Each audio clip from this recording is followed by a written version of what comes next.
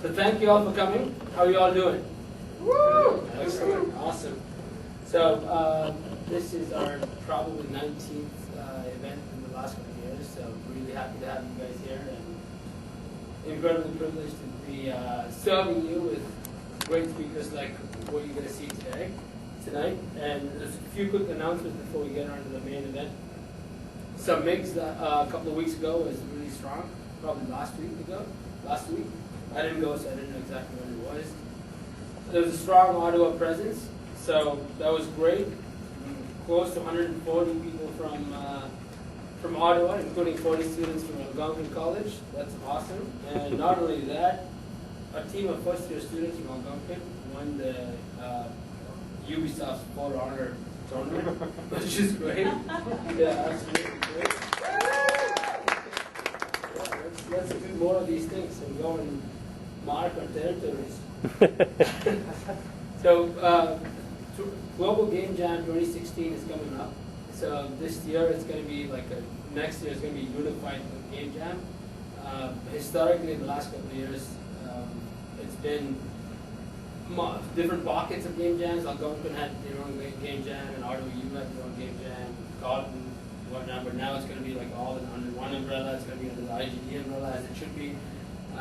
So it's going to be great. We may have multiple locations still, but it's all going to be like a unified event. So keep your eyes peeled for that. More information coming up. Highly encourage you guys to sign up, and your friends too. And the CBA 2015 is coming up. It's going to happen. It stands for Canadian Video Game Awards. It's going to be in Toronto on December 5 to 6. Jillian over there is working out a deal for anyone who's interested. So please let us know if you're interested in attending this event. The more sign-ups we have, more intents we have, the better deals you can get you. So let us know. So the next event next month is going to be, like we said last month, it's going to be a dress-up Christmas party. So it won't be a normal talk or presentation. It's going to be a party. So hopefully you can bring your friends. You can all come. Make sure to look sharp. Don't look like me. Bow ties. Yeah, exactly. Bow ties, top hats, little black dresses. Okay, and so quickly I'm going to introduce our special guest of the night tonight. This is Patrick Plourde, VP. Did I say that right? Yeah. Okay, great. So he's the VP of Funhouse. He's a true industry veteran. He's been at Ubisoft for about 12 years. Had different roles. Been instrumental in games like Assassin's Creed 2 and 3, and not 3 but 2, Rainbow Six Vegas, and more recently Child of Light.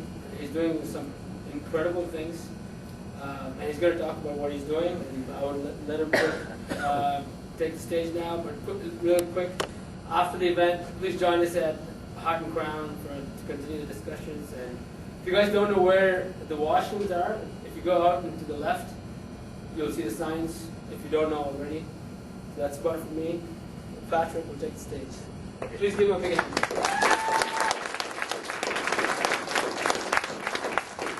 Thank you, Matthew. This is not a Mac, so with the format, I don't know how it's not yet. I chose a super nice, beautiful font. Now it's like okay, so who am I? I'm Patrick Plourde. I'm a VP Funhouse. Basically the best title in the industry. Vice President of Funhouse. This is awesome. And I've been working creative director. I'm still creative director at Ubisoft Montreal. Before that, I joined Ubisoft Montreal as an artist, level designer, game designer, game designers. So for 12 years on that, so I learned the rope on generally highly known games, so the Rainbow Six Vegas series, the first 4 Assassin's Creed, Far Cry 3, and lastly Child of Light. So if you're going to notice that one title is standing out from the AAA game, it's the last one. And actually, this is like the kind of like a transition in my life from those major AAA games that I still love. Tons of respect for, and so it's not, Funhouse is not anti-AAA, it's just complementary, sorry. And I know what you have a lot of French speaking, you know our weakness to be AAA offer in Montreal. But there's a point where I wanted to have a different challenge than to make the biggest game possible. There's a point where you go like, oh, you know, I made like 7 big AAA game. Then what's next? What's the next challenge in my life? And then that's where I wanted to experiment with China, like as a more smaller project, so different kind of constraint. So and the learning from that is shaping up what Funhouse is today. So that's the foundation of what I'm doing. So it started 3 years ago, actually. So Ubisoft Montreal facts, just to give you a sense of perspective, because I'm going to say stuff that will look gigantic for an independent studio, but in the perspective of the Ubisoft Montreal studio, they're really tiny and small and barely non-existent. There's 2,700 people working at Ubisoft Montreal. We're working on like more than about 12 titles concurrently on brands that are gigantic, so 400 people on 7 studios at the same time. So that's what Ubisoft Montreal is. The problem, it's not a problem, it's like the opportunity of Ubisoft Montreal. When we're talking about 2,700 people, the way I see it is it's 2,700 brains that are thinking all the time about making video games. So technically, Ubisoft Montreal can be the biggest network or the biggest cloud processing of game thinking in the world, because it's the biggest studio. And the power of all those brains together can transform the studio to make something that we're unstoppable, in a way that we're forward thinking and bring new idea and new expertise and that notion of creativity comes when a lot of brains are working together and exchanging ideas. The problem that you have is when an idea is fully formed, then people stop thinking or stop. They go like, oh, you know what? This is what Ubisoft Montreal is. Ubisoft Montreal is the house of Assassin's Creed, and you go to Ubisoft Montreal to make Assassin's Creed.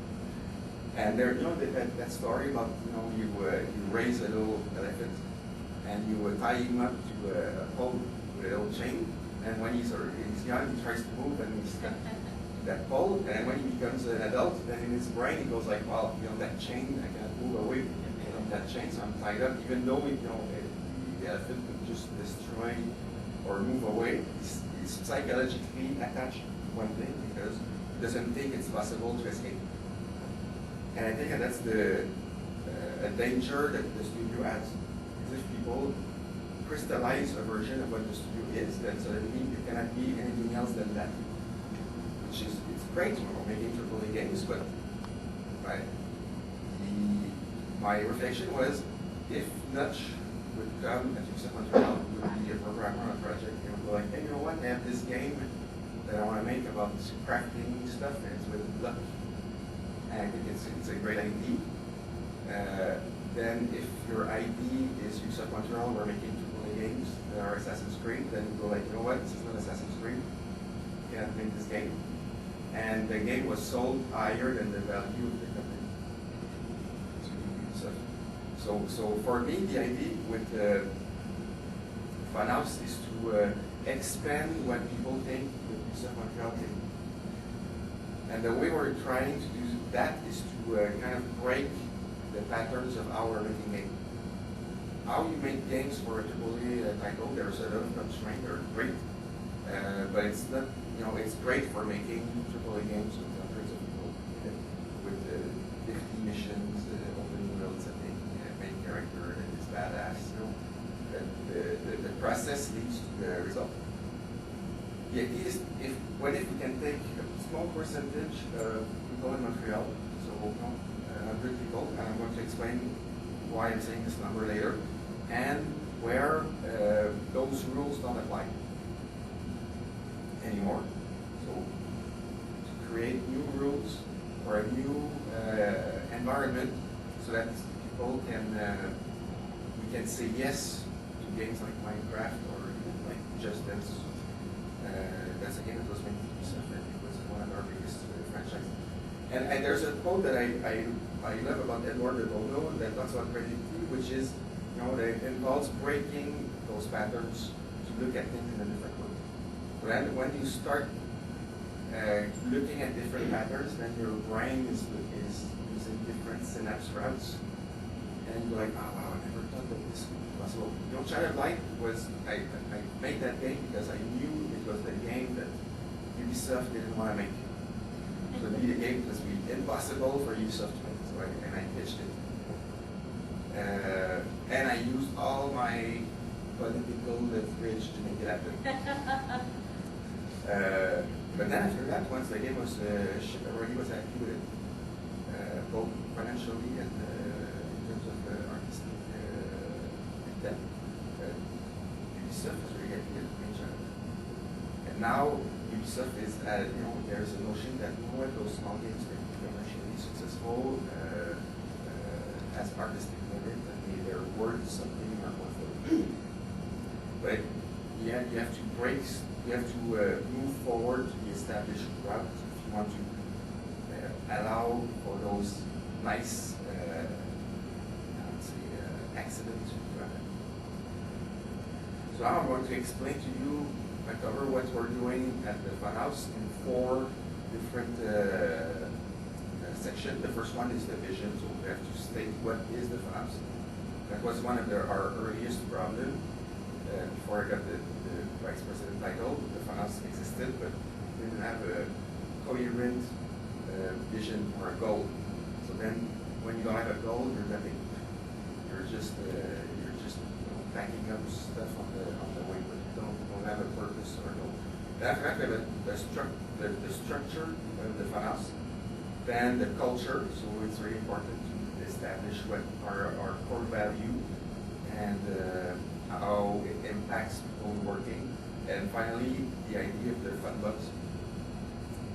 So just move like a weird word, but yeah, the fun box is a tool to help people make pitch, game pitch. Because the fun box comes with the ideas of the Funhouse come from people doing this. So this is a tool for people to formulate and crystallize their idea directly, and it uses in practice. So if you read stuff online, in development, then people will not be a stranger to the concept that we're bringing, but we're bringing that who are not necessarily entrepreneurial in their culture. So, but those tools are great for cultivate your idea and bring it to a certain level of maturity.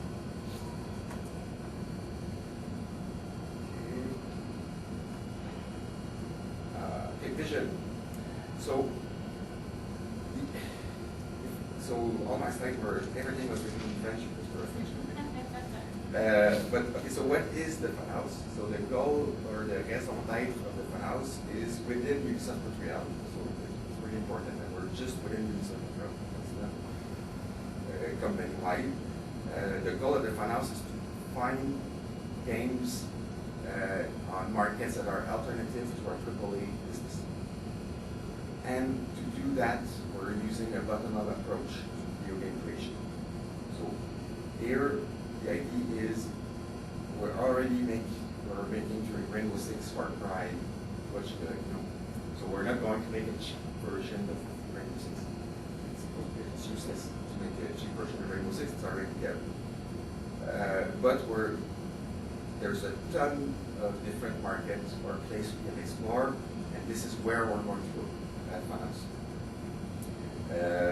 And when I'm talking about bottom-up approach, it's literally the ideas will come from the people, employees. Any employee can pitch a game, have a great idea, and we're going to create an environment to support those people, that passion, and to create the next hit of tomorrow. So what is a Ubisoft project? So we have three pillars that define what a Ubisoft project, funhouse project is. The first one, it needs to be the dream of a creator. So the idea is I'm buying passion.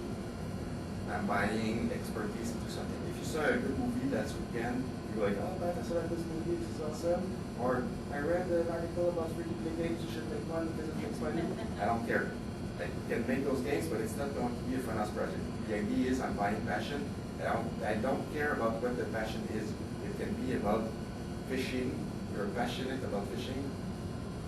Then talk to me about fishing. Why do you think there's no good fishing game out there? And what do you want to bring, or what do you want to express with that? Or you're passionate about the blind Japanese bow and arrow sharpshooting. But if you're passionate about that, you should be able to talk to me about it and explain to me how you would create that. What's the experience of shooting a bow, an arrow with your eyes blindfolded, and maybe I'm going to give you the 20 million to make that, but you know what? It's going to be the next awesome thing. But I'm buying passion, and out of that passion, I would before investing, I would see if there's an actual gameplay value to it. So that's where my expertise comes. It's like, how can you create gameplay out of this idea? And I'm really buying gameplay, I'm not buying story. Story is the most expensive thing you can create, and that's the first trap that a lot of people are falling into because they want to create a story or a film or whatever, and it's super expensive to create the story. So me, I'm buying gameplay first, and pretty much only on that. Or if you have a gameplay with the narrative, then we can investigate other stuff in production patterns. And the second point is it's a business opportunity toward a new market. So it's not necessarily everything is a new market, because in the global sense of there's already a game that exists like that. But for Ubisoft, we're looking for different avenues.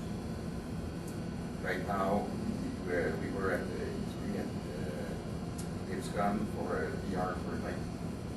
So right now, what we want, one of our mandates, is to be the first on every console or every new device. Day one on that. So it's really exciting to go like, you know what? We don't have a project like that, but somebody could go like, man, I have this game or this passion about my Apple Watch, and I would listen to that. Because it's a new opportunity, it's a new market. You can experiment. We're there to exist for that. And we're experimenting with stuff like VR, of course. And the last one is, it's a game that was going to be under very strict budget constraint. And yes, so of course, you know, it's all, you know, relative for, you might be making tens of $million project. One that is just way less than that. It's a tiny project, but you know, like Ubisoft Montreal, plus we have that notion of, you know what, you're going to be limited in terms of, when we were talking budget, it's really about resources. Plus it's all internal employees, so it's just about head counts. Your sync, your computer costs X amount every month. So your project has a fixed amount of people that you can work on. And the other thing is the cavalry will not come to save your bottom. Even if you know, there's like 2,700 people, what if we just bring 10 more? It's nothing. But that's the very slope of slumpy development in terms of the size of projects you want to make. So people, they're really aware that we have to make your games, or you're not going to make the next Assassin's Creed at funhouse. You're never going to have hundreds of people on your project ever. So it's very important when you envision your project, or saying it's a dream of somebody, it's a new opportunity, and the cavalry, like, it's not going to be the next big production. Then I'm saying that what is really difficult for people to understand is because your game doesn't have hundreds of people in it, that the dream needs to be small. The game can become big. Minecraft was done with like one or two people. What? Yeah, it started with one, and then I think they climbed up to 8. And then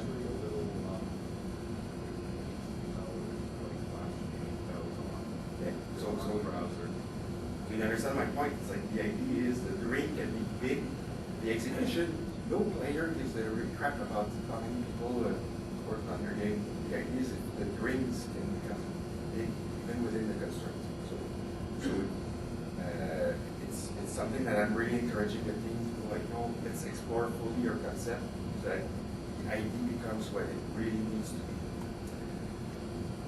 It's okay. So the finance is also so that though the first 3 things is something that my boss is telling me like about every month about my project.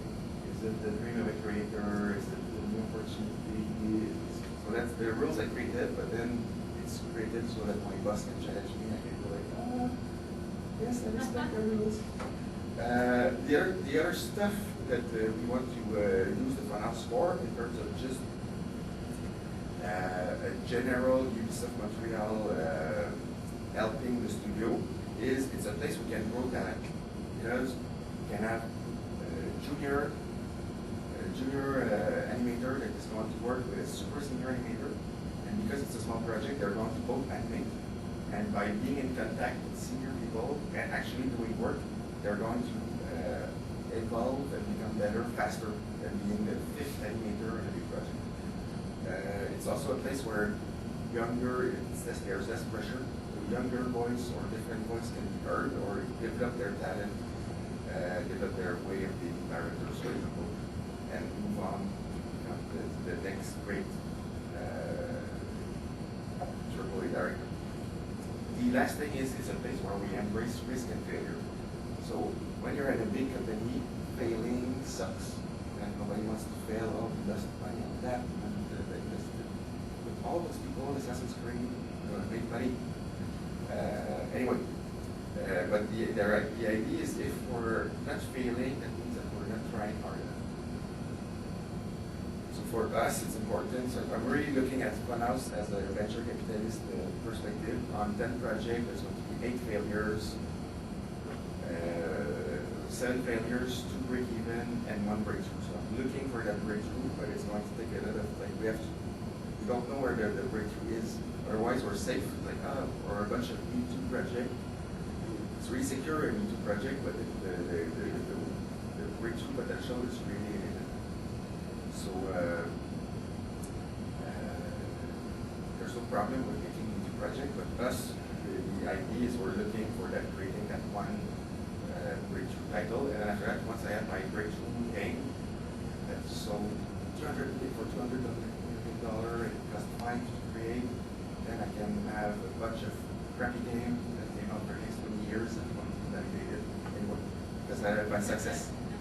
No, but you see the things like success gives you liberty, and liberty gives you a chance to create more success. So I have a bunch of examples. Everybody that come at Funhouse, they have a little presentation of like what is the Funhouse, what's our culture, what are the examples of games that I feel fits with the Funhouse mentality. One of them is actually has been done at Ubisoft, so it's Just Dance. The idea of Just Dance was a prototype from or a mini game from Raven Rabbits. An audio director, Grégoire Spidman, came with the idea of like, you know what, we can make a full game out of it, just with like good choreography, and it's going to be fun. And then he's got asked like, what's your game? Or what your game is? It's like, it's just about dance, it's just dance, it's just dance. And that's the thing of it. And it became a huge title, huge property for Ubisoft. But the game was done 8 months, 8 months. One of them, the art director, was the art director on Shadow Light. And he did all the art himself, like it was one person, so they maybe didn't have the best production value, the first title of all time, but it has a style, it has an attitude, and people connected with that. So we already have a history with Ubisoft to support the passion of people and support them in that category. So I already talked about Minecraft. Nintendux, Nintendux was the story. Nintendux is cool. Is the guy that actually made Ice Hockey, the designer of Ice Hockey made Nintendux. But he wanted to make a parrot game. He had the 3DS, and he had a little parrot. He's like, oh, you can talk with the parrot. And Yamato was obsessed with dogs. He had a dog. He was like, what makes dogs fun? And the guy arrived with this little parrot game. He was like, no, it's not parrot, it's dogs. And there was no dog game before. It's not like there's a big market for it. Nobody go like, oh yes, it's really important this year, the quarterly number about we need to cover the dog video game market. And it sold 20 million copies. Hearthstone is another good one. No, a bunch of guys made a prototype. The prototype was ended around, while things were tough in Taiwan on the development of Titan. Oh, we have this little prototype of card game. Oh, this is really fun, getting a tournament, and then now it's regenerating to $100 million. For years, or more than that now. But it started right. It started with the passion of people, and I think it's the right idea. League of Legends is the same thing. 8 people. They were making the little Dota.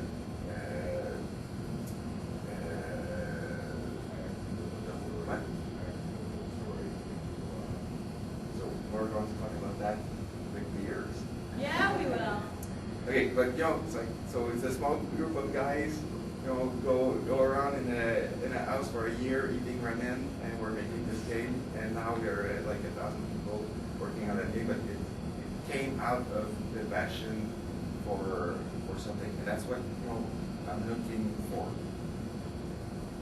That's what I'm. There's a point where your passion can maybe it's going to be stuck on to be like that. It's okay. Like I said, like out of 10 projects, there's like 7 or 8 that are going to fail.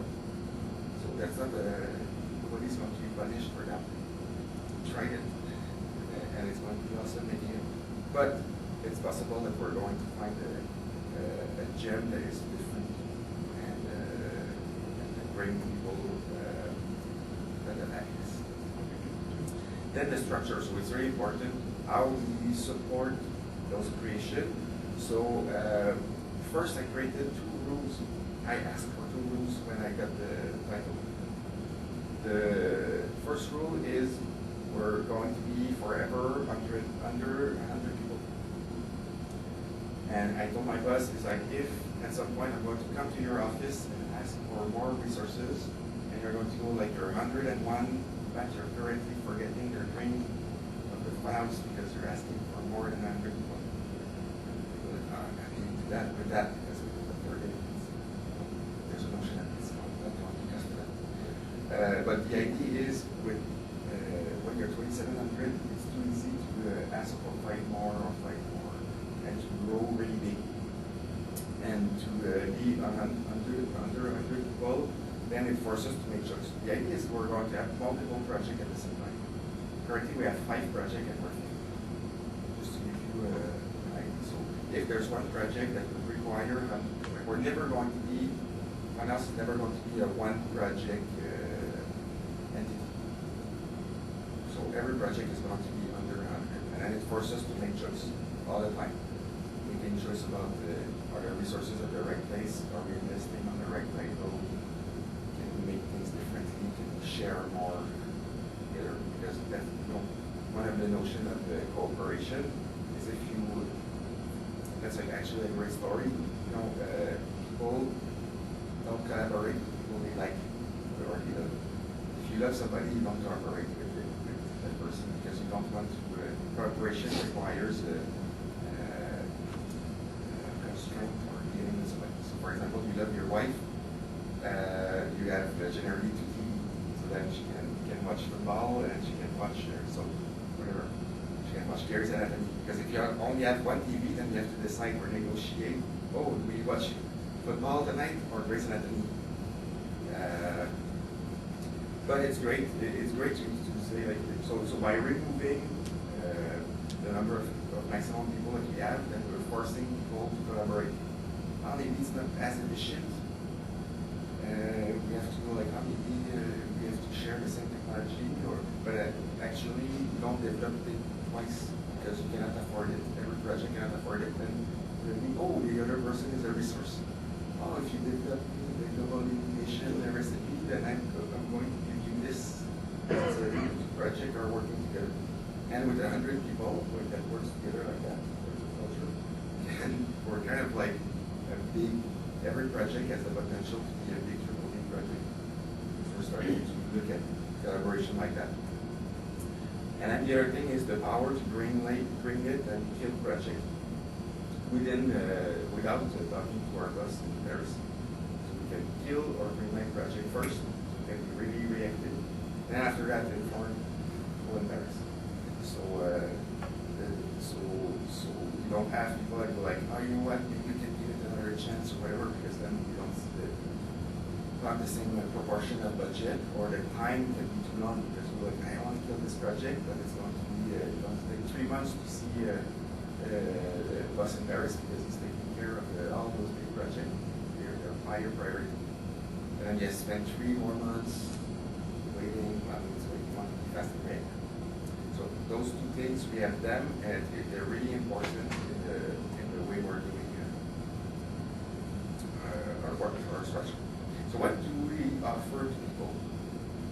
It's really literally a place and time. So yeah, I don't really care if it takes 3 years to make a game, because sometimes it takes a long time to create something. But I want to see progress. You can have a lot of time to create something, but if there's no progress, a lot of time is also going to be lost. That's the worst thing ever, is if you lost a year of your life on the rain and that stuff. But at the Funhouse, you have a place and a time to craft your idea, and we're supporting you in this research. Everybody's an employee, so you don't have the stress of like, am I going to get a salary or not? You don't have that mind box. So that's the luxury that we can offer. And we're offering a structure to support creative people. So we have actually, within those 100 people, we have 7 people, including me, so 6 other people that are just there to support the team in management, marketing, conception, and business. So Karen Martin, she's the executive director, and she is taking care of the culture of the Funhouse. It's really important. She's sharing the core values. She's actually managing all the work. I'm just there to kind of like consult in terms of the games. Those who know me, I'm the most politically correct person. She is. No, but in terms of so me, I'm really focused on the results, on the dream and stuff like that, the ambition. She's there for the culture, which is great. That I was working with him, was the producer on Rainbow Six. They used to working with me. He's taking care of everything that is about planning, finance. Anthony Young, he's the producer for every project that is in R&D. So if we have a project that has 2 person, it's ridiculous to have a producer, or it's ridiculous to ask a programmer to act as a producer. That's not the skill. So we are offering somebody that is helping give kind of in a producer role to give objectives or support the team with that. Nicolas Pire is our conception consultant, so he's built the fun bus. So we're going to talk about that at the end of the fun bus, but he's there to help the team in conception. Because when the idea comes from anywhere, not everybody has the same level of expertise. And me, I don't want that only creative director with 10 years of experience can work on things. It's needed. With that, there's not that big people that can do that. So we're there to help people with expertise to grow their game and their ideas, their full potential. Sadish McLean is our business director. So him is only there to think about money. So like he's my dragon from Dragon Den. Okay, so he's there every meeting, and after that he's telling me, you know what, this art style is making us sell X amount more or less copies. If we go on this console, we're going to sell X or Y amount of copies. So it's all about where we put our investment. And the idea for that is I did a couple of brainstorm with people from some setting, and while doing Child-Light for other projects, and for Child-Light, but there's other ways, people from accountants that are at creative with creative people, and it's normal for them. And I'm like, wow, I never thought that you could that actually business and is not hindering at all, but it's helping you, if you're successful, it helps you flourish and be more creative later. So that's his job. And then Tasha Mash is our marketing director. So she is taking care of the marketing of every title, so both externally and internally. When you're a 9,000 people company across the multiple continent, you need to do internal marketing. So that the machine, the Ubisoft machine, is likes your game, is aware of your game, and then suddenly you have that big microphone without paying a big microphone that is talking about your game. Which I like other people who know about that game, but you get about $0 marketing for this game. Everything was done in PR through the Ubisoft channel, so it's very like this. They have access to journalists, the next knock on doors. Once the machine goes, then it's like, oh, you know what, I like a manual, and it's then, how about you want to finish the manual? You want to be willing to make a painting for your game? Oh, this one, here, this was Japan. You know what, that's the benefit of Ubisoft, so we want to use that correctly. So what is the timeline for Ubisoft project? So there's like 3 stages for a game. First of all there's a before funhouse. Fun house is where people formulate their pitch and everything. So they get that whenever they want the ring match or whatever. They formulate their pitch, and after that, they present me their pitch. Present me their game. At this game, I want to make something. So we make a little meeting, me, Sadie, the best director, and the director. And we go like, okay, we like this idea, yes or no. And it's really that. Do we want to invest in this title or this IP or not? And if it's yes, then we come into the funhouse, find them, people to support them, so programmers or maybe even a creative director that can be mixed in so that the project, the IP, we want to cultivate it correctly. And then it goes into an R&D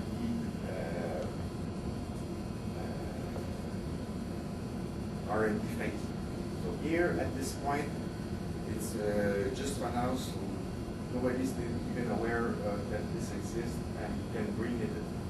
The idea is we have the gate with the headquarters in Paris, where you go like, before we go in production, we want to invest into this game. Ubisoft, because Ubisoft wants to invest and have this game come out. Yes or no?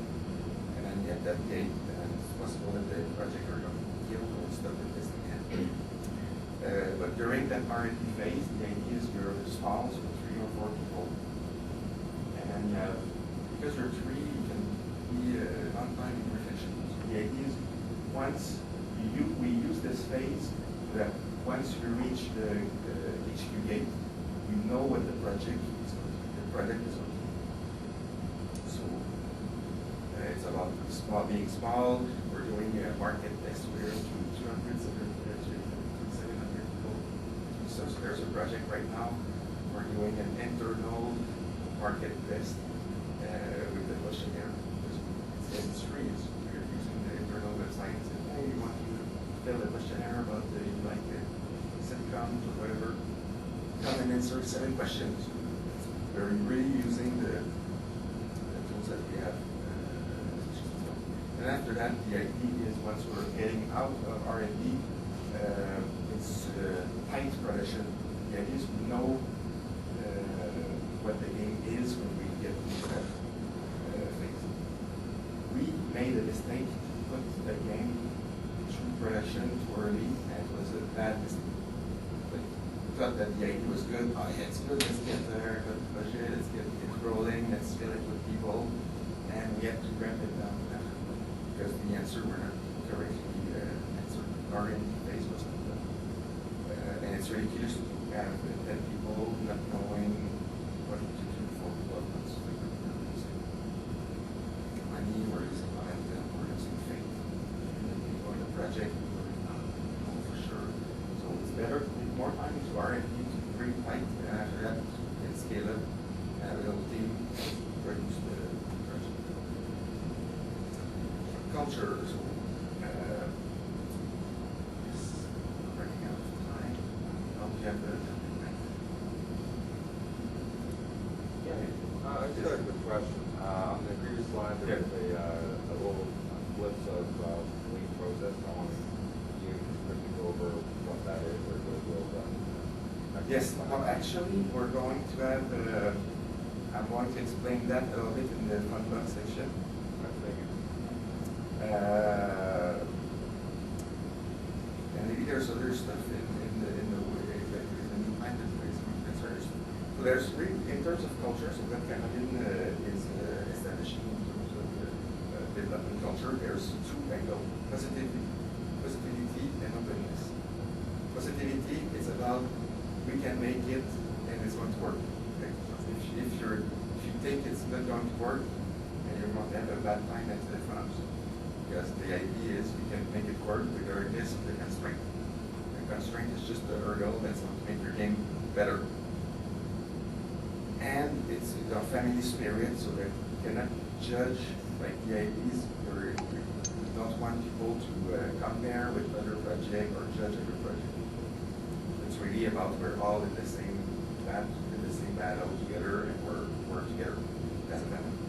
And the openness, we have the brain trust and the meeting called I like, I wish, but if that happens every month. So I'm going to talk about those two. The brain trust, it's not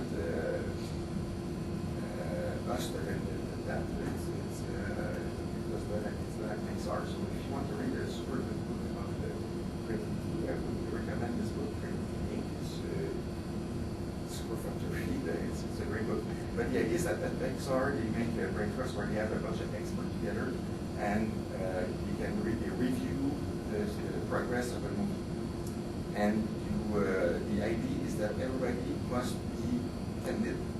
So you're stating not honest, because if you're not honest, you're dishonest. But the opposite of candid is just you're hiding, you're not saying it. So it's not an idea of being honest or dishonest. It's like the idea of like being frank and saying things as they are. So for us, we're encouraging that. So people have access to different expertise. So the expertise you get your own inside the house. So we're 50 people, so there's another expert in that. And external to the house. So for example, we have access to some of the best art director in the industry. So if you want to have your art direction meeting with you in a candid way, then the brain trust is perfect. So the idea is we can test everything that we want. And during that time is we're going to pitch maybe a concept, pitch your demo, pitch your game, pitch your art direction. And in this meeting, people are invited must tell the truth or tell what they feel about something. There's a bunch of exchange. The team doesn't have to implement anything any feedback from people. Completely free to take the feedback and do whatever you want to do. So there's no strings attached for people to give the feedback, other than, let's be honest, and give your feedback, because if you don't give it, then they're useless in this room.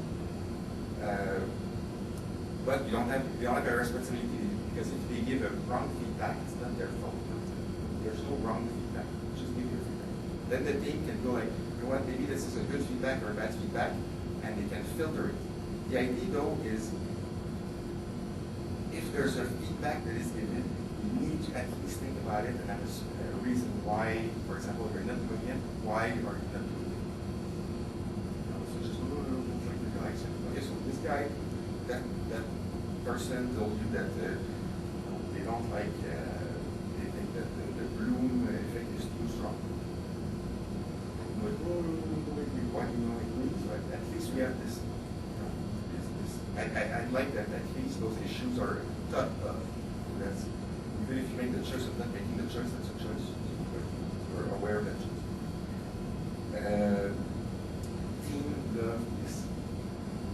Teams love doing the brain trust. They do brain trust every week.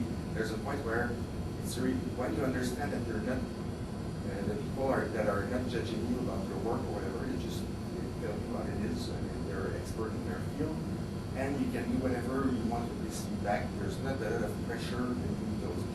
At first, you thought, I want to be judged, I want to do that. But there's a certain amount of freedom to it that it's really positive.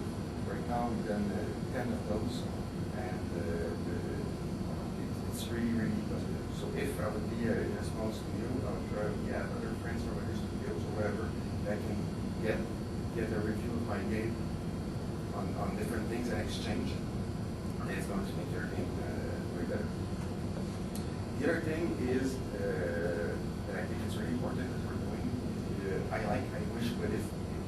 So here, it's literally every member of every team needs to go in front of the other member of their team and write down and post it what he liked, what he didn't like, and what he would like the stuff to happen during the month. So literally, like the good, the bad. So within the team, and then the result of that is shared at the global finance meeting, and us at the finance management, we're doing it to tell what we like, what we didn't like, and what we want to do this month to solve the issue. And the thing is, the good is it's fun to share that. Oh, I like working with John. Ooh, it's very great. But what's really great, what's really fruitful is when people are sharing what they don't like or what went wrong. This thing right now it sucks. People post it on a poster, and the thing is, sometimes because people don't know and they all write their post at the same time, and then when they communicate, that generally the whole thing knows that there's a problem, but we don't talk about it.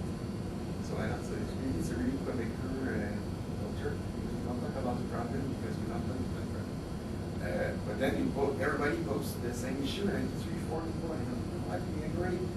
Yes, this thing sucks, we should fix it. And so you know what, it becomes this month priority, we fix it. And then we agreed on stuff that didn't work. And it becomes really positive. So by sharing stuff that don't work with each other, then I think it's reinforced the bond within the team. And by doing that with other teams, is that, you know what, we're all game developers, so everything goes wrong all the time. By sharing, you know what, on our team, this sucks, this month, we're like, wow, it doesn't go right in their team too, I'm normal. Of course, so it's great to realize that we're all in the same boat. The other thing is, maybe somebody has the answer for your problem. So by exposing your problem, you go on stage and you're kind of naked in your room, like, this is what we're pregnant from. You open yourself for solution. There, and I think it's really positive. Well, finally, the fun bugs. So I told you the idea is that everybody at Ubisoft, as an accountant, can pitch a game. That's, you can't watch too much with it. With my son, it's like 5 similar questions. Anybody can cook. So that thing, like anybody can pitch a game. And one of the reasons is because a lot of people told me only me could make child like as Ubisoft. I was the only person with the political, whatever way experience, or understanding the machine, or understanding who should I know, who are the killer people. So nobody else could have made this game. And I realized that those people were right. I was the only one that could make it. So instead of saying, it's great, I can make as many like as I want, I created a fun house so that it become the house of hundreds of other people there, try to like. So, but to do that, we have to help people formulate their idea a little bit better. It's not because you saw something in a good movie this weekend that it's going to make a good game necessarily. So we're giving them the tool to formulate the idea. We then came up with the idea for Adobe Room, so it's great, but Adobe, they have the Adobe Kickbox. So the idea is anybody that wants to pitch an idea to Adobe, they go like, I want to pitch an idea, they give them a Kickbox, inside the Kickbox they have a 5-step tool about thinking about your idea, gift card, some post-it, crayons, markers, pencil, pen. And so we look at that and we're like, well, you know what, this is really brilliant, this is great tool to help people think about stuff. So even if their game is not going to make it work, it's not accepted, then you can grow and learn stuff. So that's the fun box. Right now, this is we already closed that fun. So we have 25 fun box out in the open. Why we're saying we're closed that fun is because we're asking those people to go through the full process. Other people, it's like, I want the fun box, we give them the fun box, no question asked. But for those 25, we want to know if the process or the question is good, because we need feedback to know if the steps are okay, if our relation is good, if the example are good, or if it's too hard, too easy, or whatever.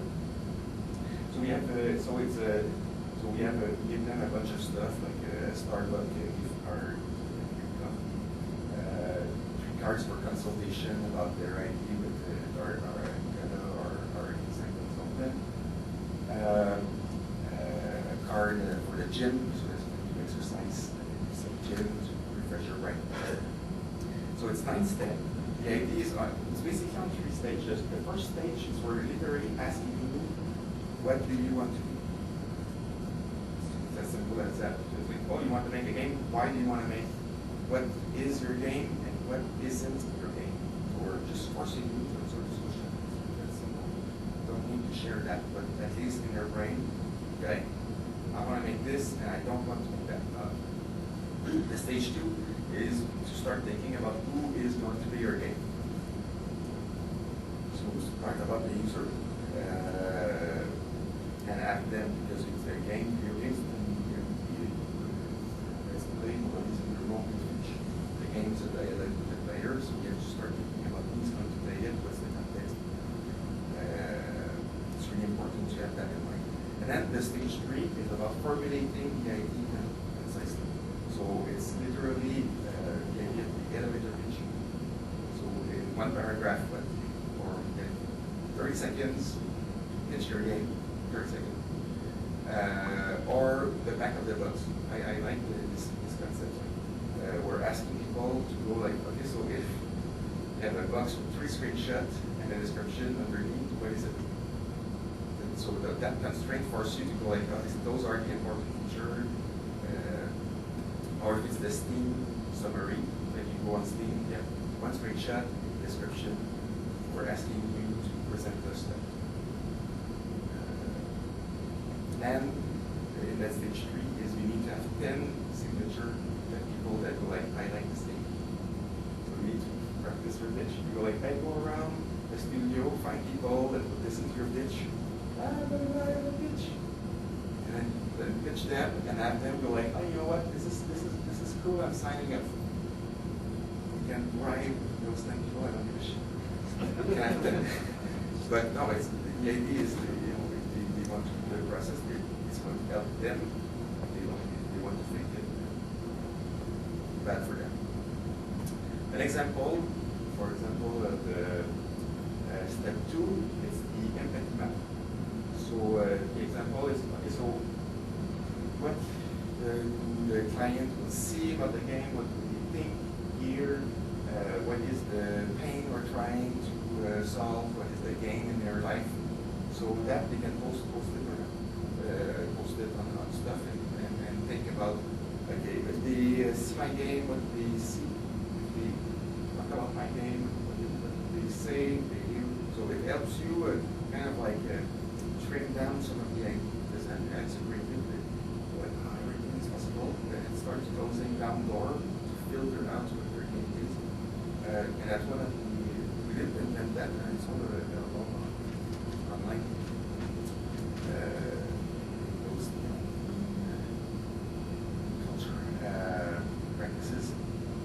but we're taking that and we're sharing it.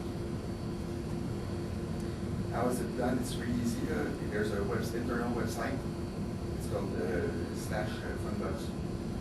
And then you put your name down, and then you drop the pool of the fundbucks. So eventually everybody's going to receive fundbucks. That's once more. Currently it's closed alpha. The early result is we have 110 inscriptions since the reveal, so that's one people out of the first. Usually some Montreal. Big one, they go like so that's great. That means that we are thinking critically. We have an idea. They have a chance to bring this idea to life. That's a lot of people. That's just the start. In terms of percentage of people, so we have 30 people from design, programmers, QA, artists, market, 2 from the administration. So you see that it's like, the proportion is open for everybody, and people are sizing their version. Of course, there's some people that go like, I'm just curious about the fundbucks, and I want to see how a creative person thinks. Or there's other people that go like, you know what, I have an idea and I just want this idea to exist. Or there's another one that's like, I want to become better, I want to learn, I want to challenge, I want to win the fundbucks. There's no way to win that way. But it's that. So it's really encouraging. I already thinking about that. And in the next couple of months, years, we're going to see if this process is good or not. Because we're just starting. That's the production line. So that's pretty much it for what the house is. Then I think we have, it's 8 o'clock. Yeah, I'm ready to answer any question. I think we're 2,000. So it's pretty much it. So it looks like you had 8 iterations along your production. Yeah. So what does that entail?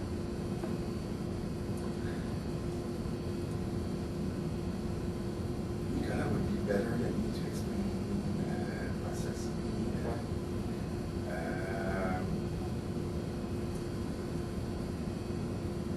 We're asking people to identify what their game is quick.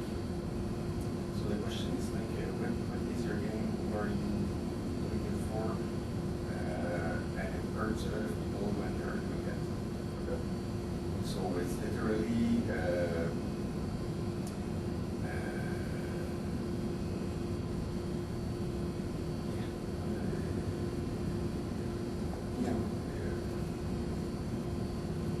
on other stuff here. I'm not working on lean stuff. Yeah, I'm just reviewing it. I'm reviewing the progress. Okay. But it's important that we're asking all those questions first.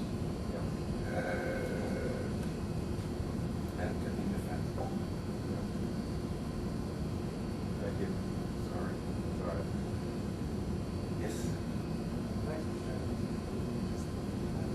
Do you think it's possible something like one house could exist inside giant technology? The way yes, but it would be the deep buckets, the way it's built like right now. If I would be an investor, I would invest in it, no problem, but I would not go with five friends to the house. You would need somebody that wants to put tens of millions in and then see the result. The weight structure right now, but you know, that's the constraint that we have. I'm looking at the billion-dollar company, and I'm telling them I'm trying to find the next Minecraft. And they're like, oh, it's great to go to, let's try this investment so the buckets are deeper. But I could make the same case, so maybe I can sell me that pen on Funhouse, but I would require kind of like the same kind of investment because right now we have a lot of freedom and a lot of peons to move around. You know what I mean? Otherwise, the less you have, if you're 10 people, the amount of risk you can take or experiment you can try is more limited. But then, you know, the way it is now, it's really buckets. Yes. What's the, you share your return on investment? No. How much you spend, how much you? I can. Sorry. Positive? Right now, everything is negative. We haven't had a game up to yet. So, year one is just expenses. So, but we have, with the starter, we arrived a couple of weeks ago. So his job is to have forecast on every title, see if we're investing in the right place. To have a spider sense that because I'm a gamer,